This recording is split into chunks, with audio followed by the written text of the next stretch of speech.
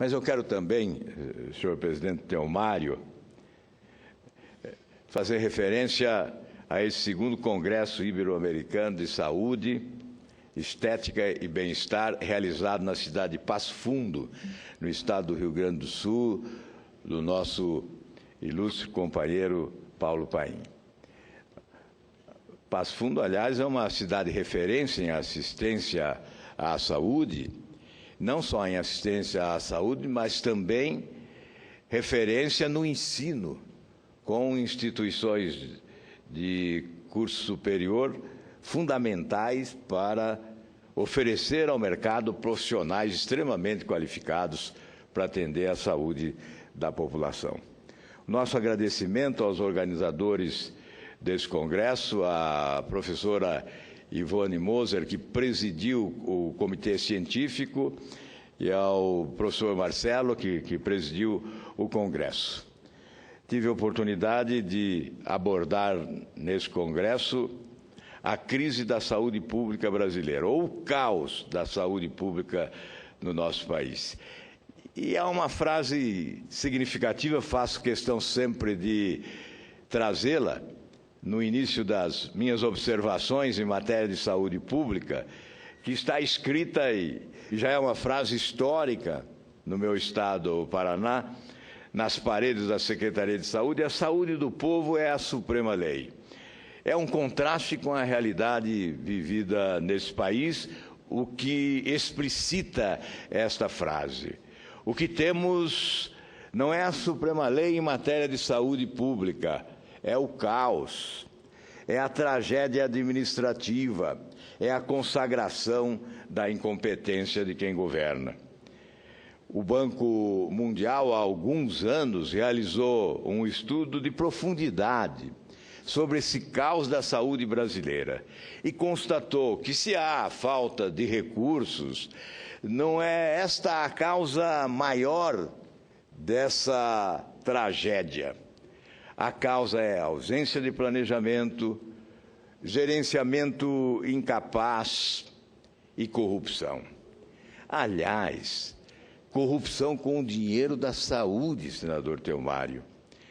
Quem rouba o dinheiro da saúde comete dois crimes: o crime de roubo e o crime de assassinato. Porque há pessoas que morrem vítimas da ausência de recursos para o atendimento eficaz nos hospitais desse país. Quantas delas amontoadas em corredores à espera da assistência que não chega, porque antes chega a morte. Trata-se, portanto, de crime hediondo, horroroso crime hediondo. Verdadeiros assassinos são os ladrões do dinheiro da saúde pública no nosso país. O Banco Mundial é quem atesta, não é a oposição. O Banco Mundial atesta que há desperdício e há má aplicação dos recursos públicos no serviço de saúde do nosso país. Aliás, a escritora Lia Luft, do Rio Grande do Sul, em artigo recente, ela disse que indagou de um médico sobre o diagnóstico a respeito do que ocorre no nosso país e perguntou: é infecção ou é virose? E o médico respondeu: falência múltipla de órgãos. É o que está ocorrendo com o Brasil em crise nesse momento. Em meio a esse caos reinante na saúde pública do Brasil, o Ministério da Saúde se tornou a vedete no balcão de negócios nesse loteamento recente dos cargos públicos realizado pela presidente Dilma na esperança de salvar o seu mandato. Fez a contabilidade dos votos na Câmara dos Deputados e a consequência foi a distribuição ou a redistribuição de ministérios e cargos do seu governo. O Ministério da Saúde foi entregue ao partido maior, ao PMDB, e não a um especialista que pudesse, com competência, organizar o serviço público de saúde no nosso país. É lamentável que o balcão de negócios tenha como vedete o Ministério da Saúde. Mas há incríveis aberrações. Em matéria de investimentos, nos últimos meses nós tivemos uma redução de 13 bilhões de reais. O corte no Ministério da Saúde foi de 13 bilhões de reais. O segundo maior corte na esplanada dos ministérios. 32%, portanto, de recuo na aplicação dos recursos. 32% a menos. E para o orçamento do próximo ano, 2016, já se cogita um corte de mais de 3 bilhões e 800 milhões de reais. É por isso que 90% da população brasileira, segundo o Instituto Datafolha, é uma população insatisfeita com o serviço oferecido, com os padrões do serviço de saúde pública oferecido no nosso país. E o martírio daqueles que se utilizam dos postos de saúde? É verdadeiro martírio. Os postos de saúde é mais uma face cruel desta realidade dramática. 52% dos postos de saúde no nosso país, segundo pesquisa, e pesquisa do Tribunal de Contas da União, não tem o negatoscópio, aquelas máquinas luminosas que o médico usa para ver o raio-x. E o que é mais grave, 29% não tem estetoscópio.